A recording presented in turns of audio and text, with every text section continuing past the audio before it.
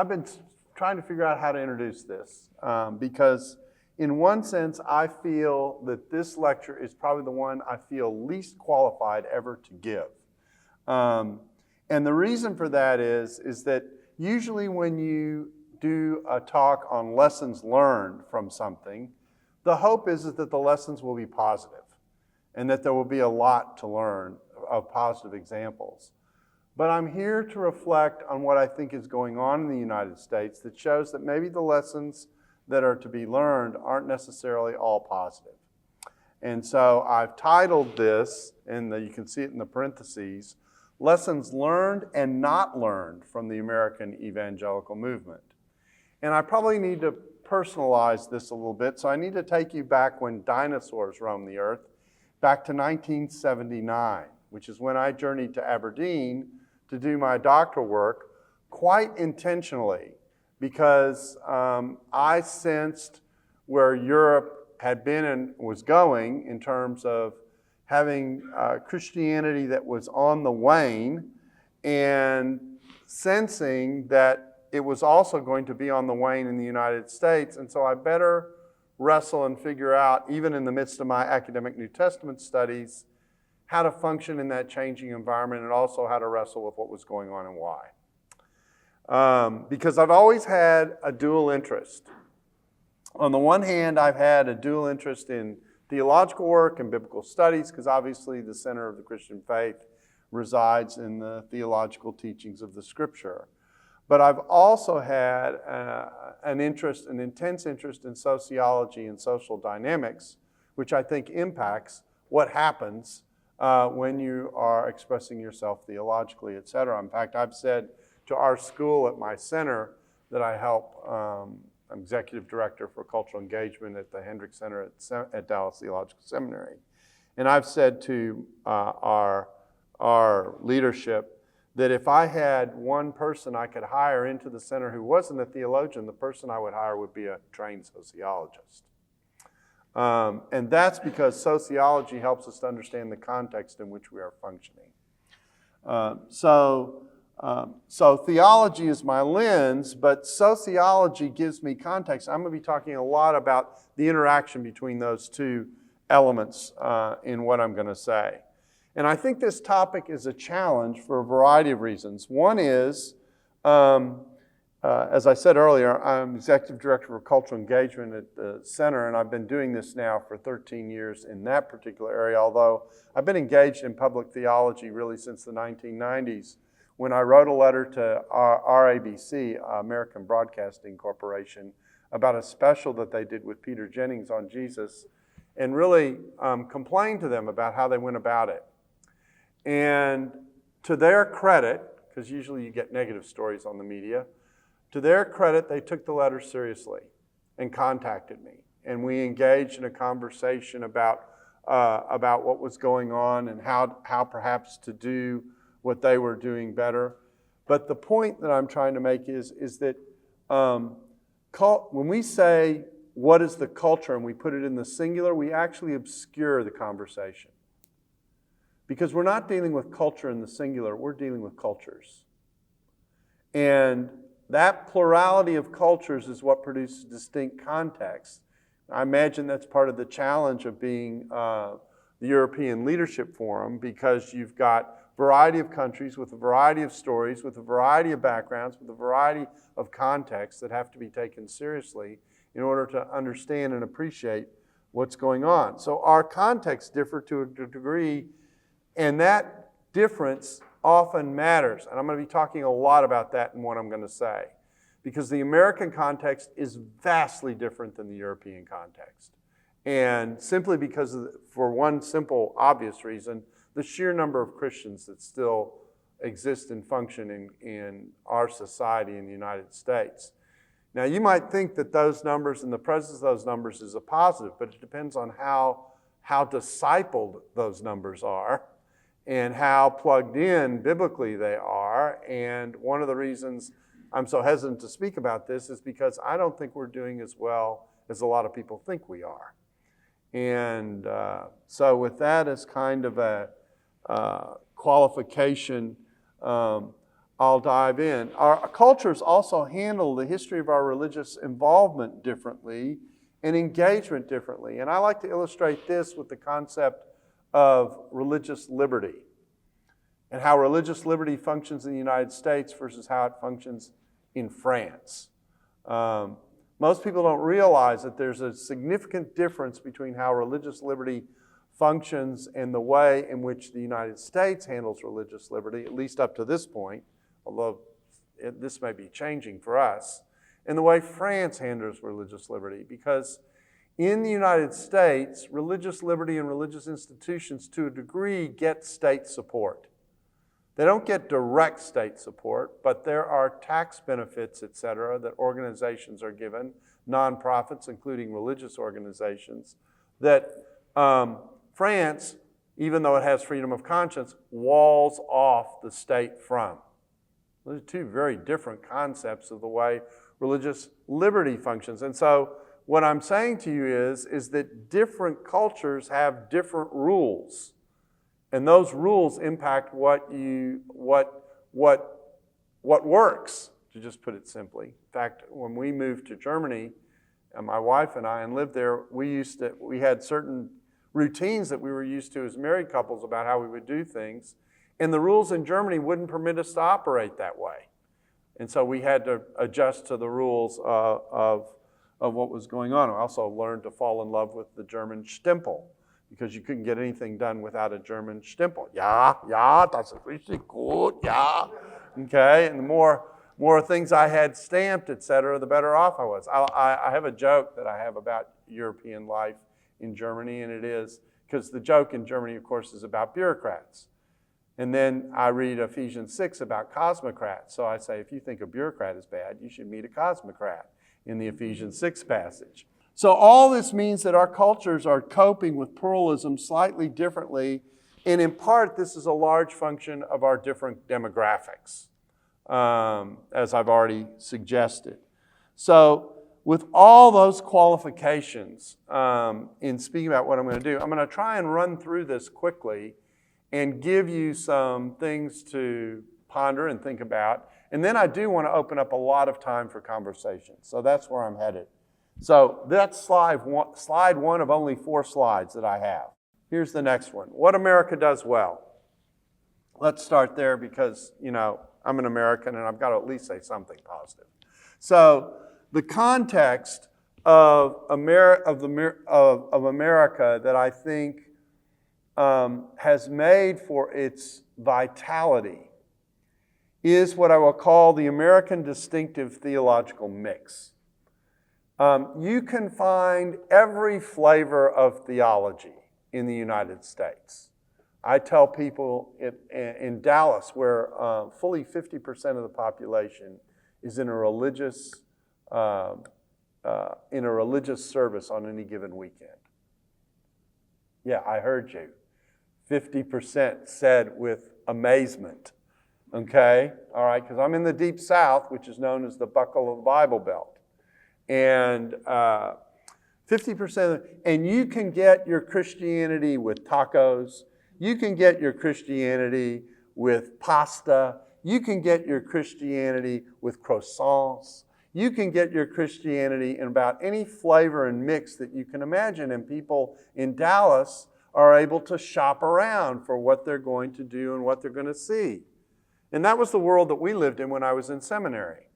Then we moved to Aberdeen. Well, actually not Aberdeen. We moved to a little town called Torfins, which was, Peter's shaking his head, because it was a little village located, I don't even know what it looks like now. It's been 20 years since I've been to Aberdeen. But it was a little village, and it was a 20K plus drive in every day to Aberdeen.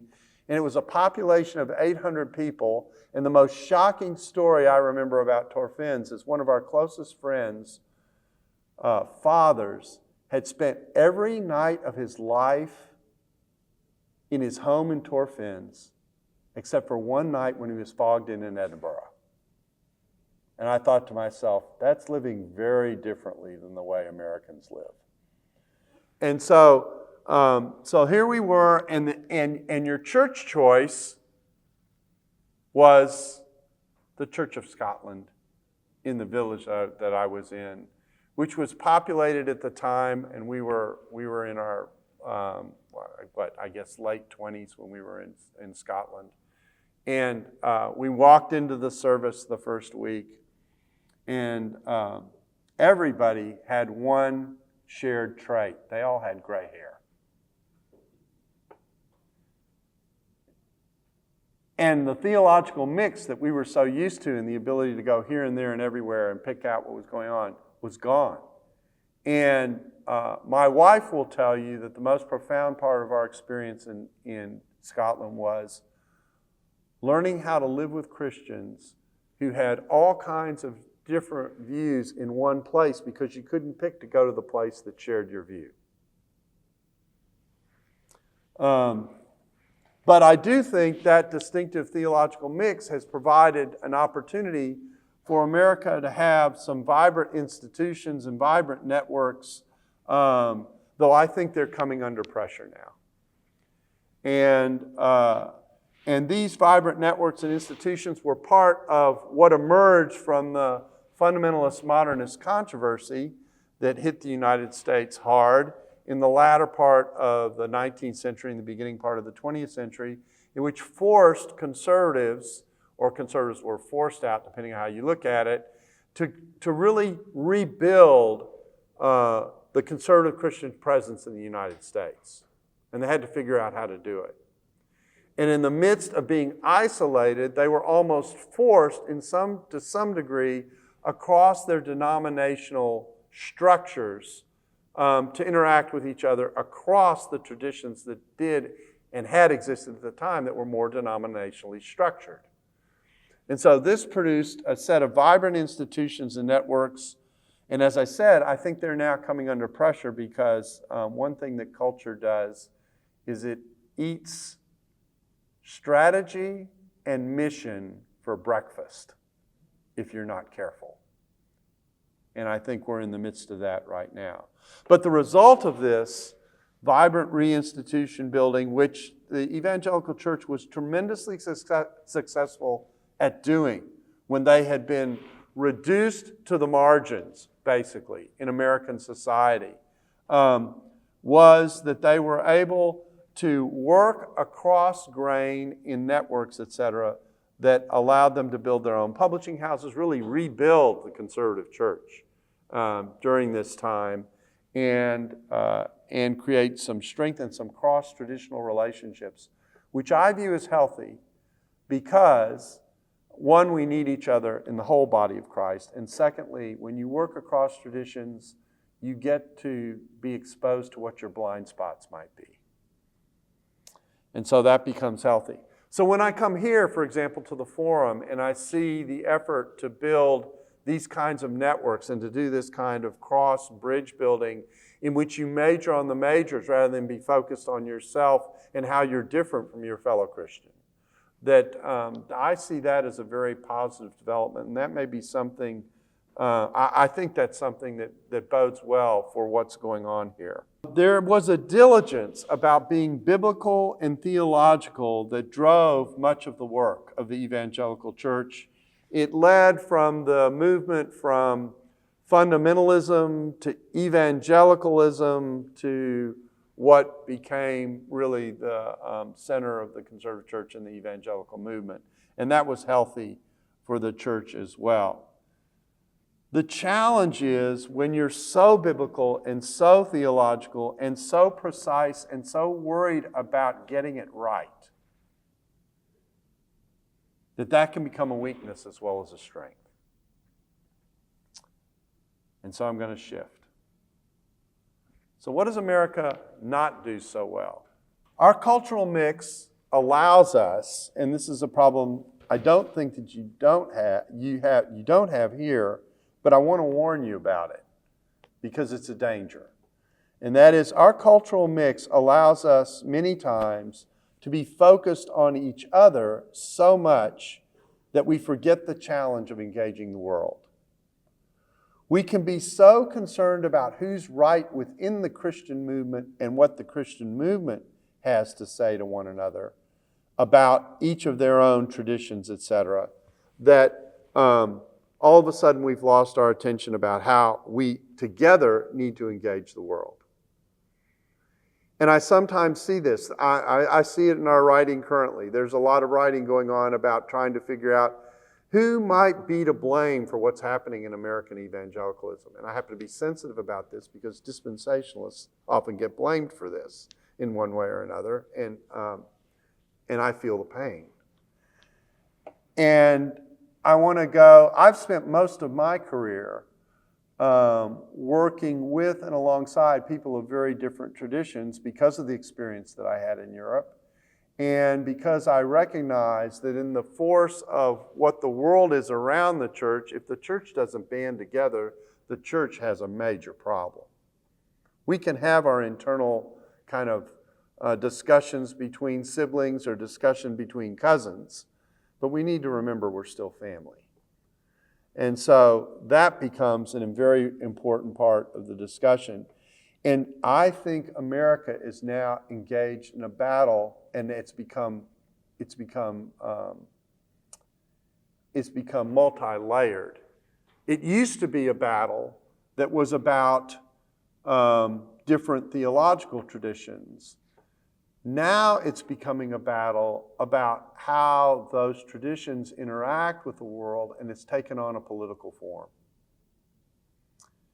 And so you have what I would describe as political evangelicalism, which is being driven out of a fear for what is going on and has been going on in the United States for a long time. It's what drove me to Europe back in the 1970s. That was the awareness that there was a loss of a Judeo-Christian net wrapped around America that was fraying. In fact, in the Northeast and the Northwest, it was totally gone. We still have threads of it in the South, but it's not the same. I tell people, if you think about the United States and the evangelical movement, you've got to think about an upside-down cross. And what I mean by that is that you have a pretty intense Christian presence across the southern part of the country, moving pretty consistently all the way from Florida to California, parts of California, Southern California. And then you have a swath that runs up the middle. But if you think about the Northeast and the Northwest, different planets. And so that shrinking upside-down cross, we've gone from 6% religious nuns in the 1970s to 30% religious nuns today. So we're on the move and have been for quite some time. And so the desire to hold on to cultural power, a cultural power that often damages the church rather than benefits it, has led to a split not so much along denominational lines, is on social engagement lines, in which politics is seen to be the answer for some evangelicals rather than being focused on Christ. They think they're defending Christ on the one hand, but they actually are undercutting the distinctiveness of his presence in the church by doing so. Because the moment you make the political sphere the main sphere of what you are doing, you have basically undercut the rationale for the church in the midst of the world. And if you make the church seem like it's another special interest group, people have a lot of special interest groups to choose from. So I think this is a major problem that we have, and I don't know if that replicates something that happened here that caused what happened here to happen or not, but that's what I see happening in the United States, that in our desire to hold cultural power, and to hold a cultural power that Jesus warned us, I think, to some degree against. Because he said to his disciples the entire second half of his ministry, if you follow the way of the cross, the world will push back. And so acceptance in the world and maintaining power in the world by the way the world holds and maintains power is not going to serve the church well. So our desire to hold cultural power has led us to defend things we should be challenging. And it has also led to a polarization that's a little bit dangerous in our engagement with the larger world. And now I want to share what I think may be the most important thing I'm going to say to you, which is this. And it is to understand that when we set up the battle of our conversations in the world as a battle between conservative theology and liberal theology, although that is a problem, there's something that we may be missing that creates an opportunity that I think we have to think about. So let me walk through what I think is at the core of the fundamentalist modernist controversy and what it did to Christianity as a whole, and why I think that result is problematic and we're wrestling with it still. And it goes like this. Up until the fundamentalist modernist controversy, Christianity was seen as a holistic faith. It was seen as touching every area. If you have any doubt about that, you have your state churches, which are a testimony to that in one way or another. Whatever you think of state churches, they were there, but it was making a statement. Christ is designed to touch every area of life. And the church is designed to function in every area of life. The abolition movement, another example of the same thing. Not put in denominational terms, but in regard to a practical issue on the ground that everyone was facing. Liberals came along and they said, we like the ethics of Christianity, but we don't buy the theological story that's underneath it. And they pulled that holism apart. And then conservatives reacted. And the way the conservatives reacted is, ooh, wow. We believe very deeply in the theological story. And this ethical direction that you're going in apart from the story, that is liberalism, and we're going to have nothing to do with it. That's marginalized. That's pulling us away from the gospel. So we had this division between social gospel and caring for people on the margins and those kinds of things, and the kind of thing that was going on in terms of trying to save souls. And the two got pulled terrifically apart. Now, I don't want to ignore the fact there was a lot of humanitarian activity going on from the conservative church in missions and other areas. But with regard to public space was being handled in a different way, and people who were concerned about the ethics of how we treat one another were treated in a certain way because they had attacked the Bible and the theological story underneath it. And that divorce damaged everybody.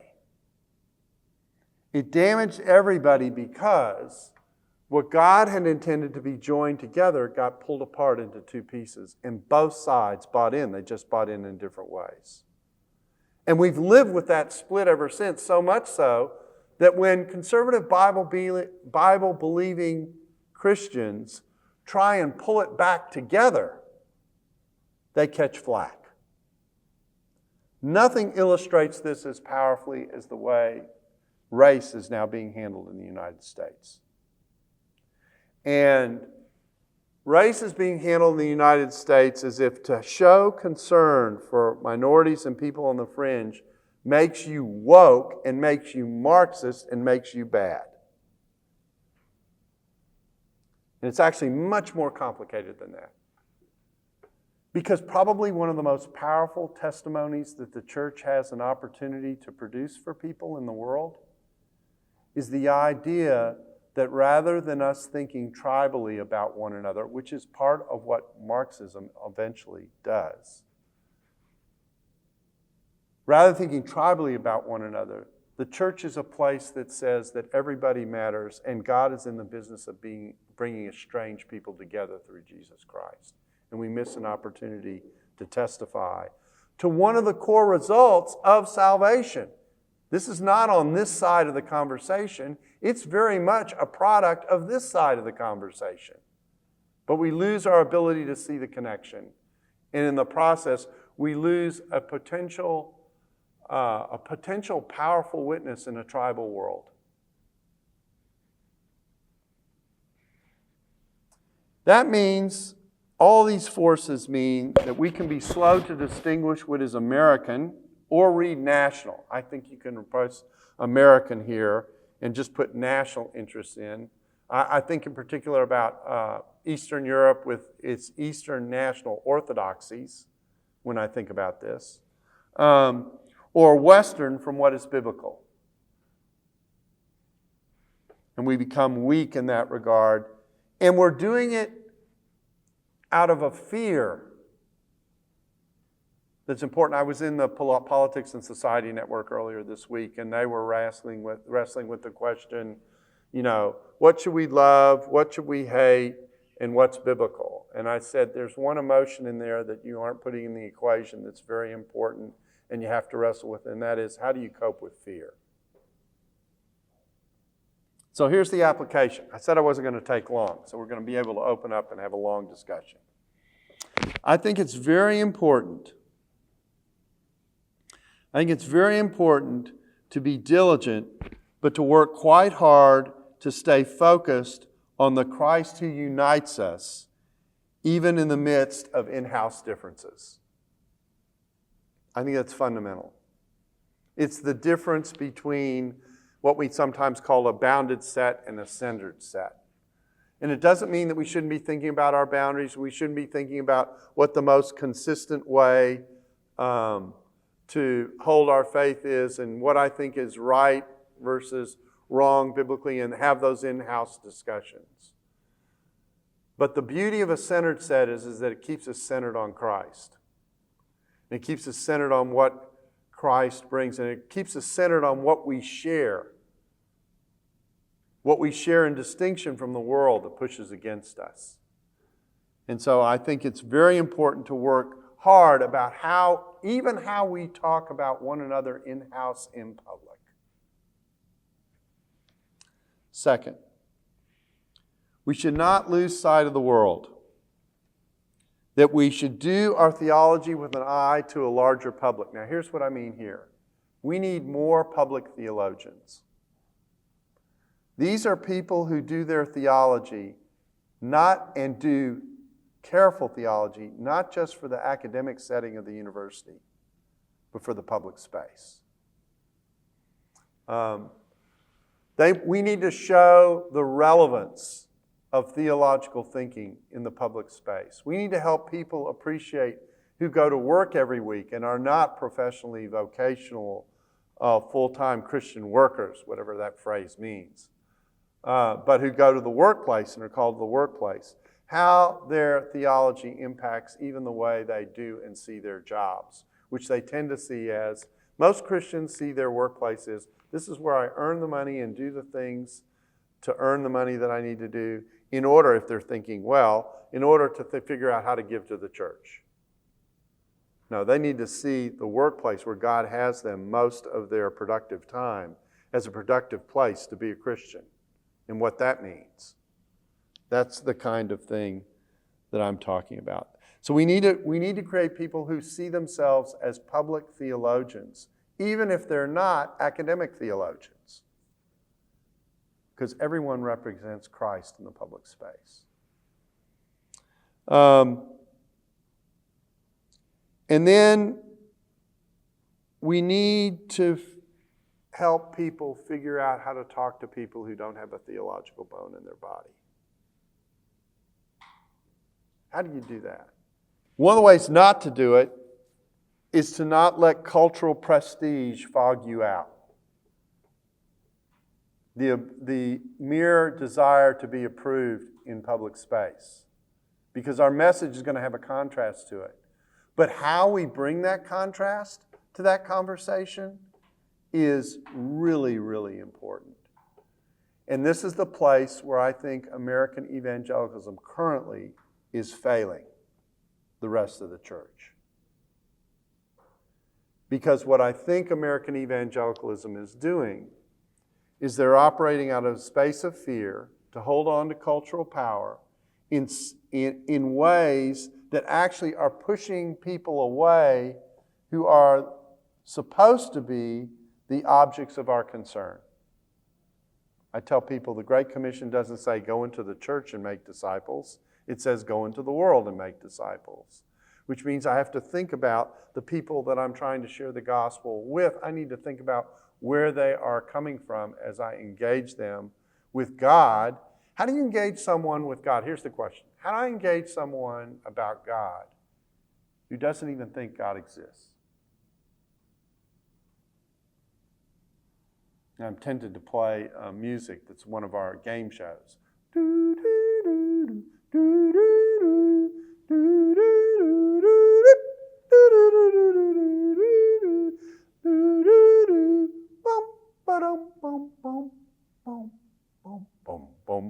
Isn't worth it unless you go through the whole thing. Okay? So how do you engage with someone? Because what that means is what evangelism has become, what sharing our faith has become, what representing God in the public space has become, is helping people create categories they currently don't have.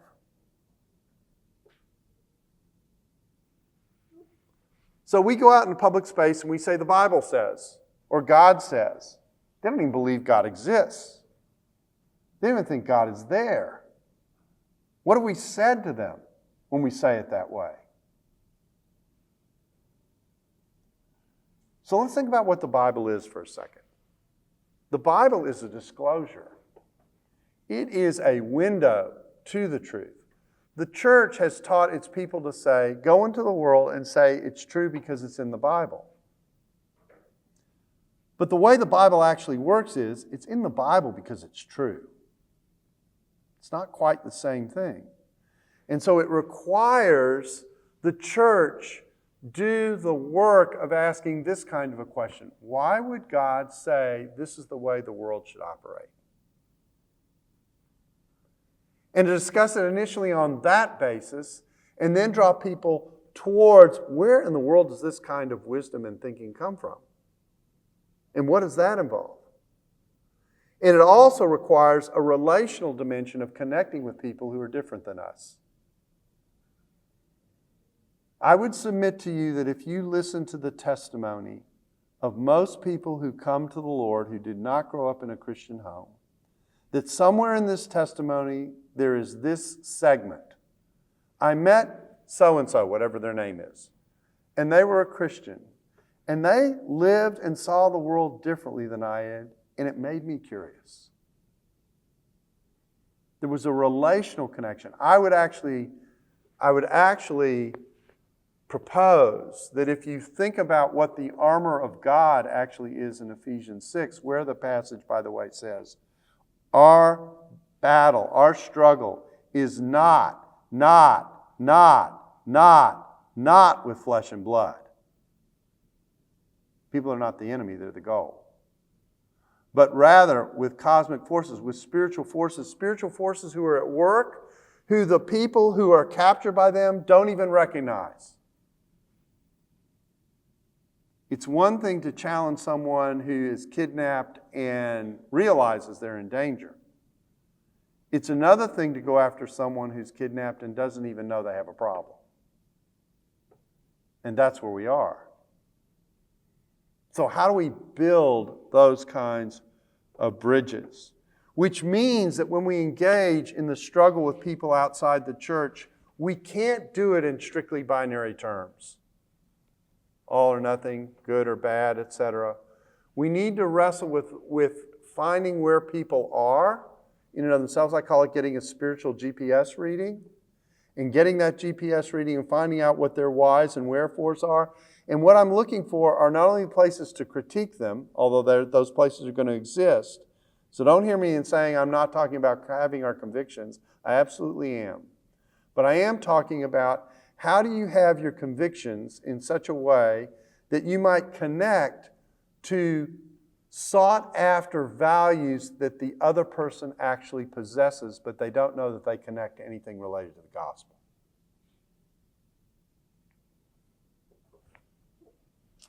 So, this means that as we engage, that our tone with how we engage the world is very important, even when challenging the world. And I think this is a place, I'm lamenting, this is a place where I think American evangelicalism is failing the church. Because it's bought into a culture war that pushes people away rather than engaging in what we might call faithful presence or convicted civility. You can think about whatever terms there are that have a different tone that follows what 1 Peter 3, 15 and 16 says, which John Dixon did a wonderful job of taking a look at least and one theme, and that is we're supposed to be set apart Christ as Lord, as we prepare to give it, always be prepared to give a defense for the hope that is in us, yet do it with courtesy and respect. Tone matters. Because our work is towards a hope. The other interesting thing, John didn't mention this, but in 1 Peter 3:15, with this I'm going to be done. In 1 Peter 3, Peter has one word to summarize our faith. If I were to go out on the street and ask people, what is our faith supposed to be? Summarize it in one word. I imagine I might get love, grace, forgiveness, the cross. I can imagine. But the term hope is probably not even in the top 5. And so think about the challenge of facing a world that thinks differently than we do with a gospel that has the two elements that it has in it, which is challenge on the one hand and invitation into another life on the other. And we get so focused on challenging the world with what it is that we're doing and offering to them that sometimes we never get to the hope and the invitation on the other side. But we actually don't offer the gospel until we get to that alternative hope that's on offer. And so figuring out how to do that and how to build bridges to people who don't have the initial categories to go there is a challenge. Now, there's a lot more I could say about that theme. So here, to summarize it all, what are the lessons we can learn from American evangelicalism? There's a dynamism to American evangelicalism that works across traditions that's healthy, that's good, that's produced vibrancy, that's produced innovation. And we have, for the most part, in evangelicalism, shed the particular identities that the church traditionally has worked with. And that's been healthy for the world. And I see you all making the effort to replicate that here, and I think it's a good, solid, important path because it helps us put a check on one another as we seek to work together. But the danger is that we can get either so focused on one another or so afraid of what is going on around us that we lose the ability to communicate and make an effort to reach out to the very people we're called to reach out to in terms of how we think about engaging them. We need to challenge them on the one hand, but we also need to offer an explanation that says this alternative way of living offers you a way of living that will make sense and give you location in your life that you currently may struggle to perceive.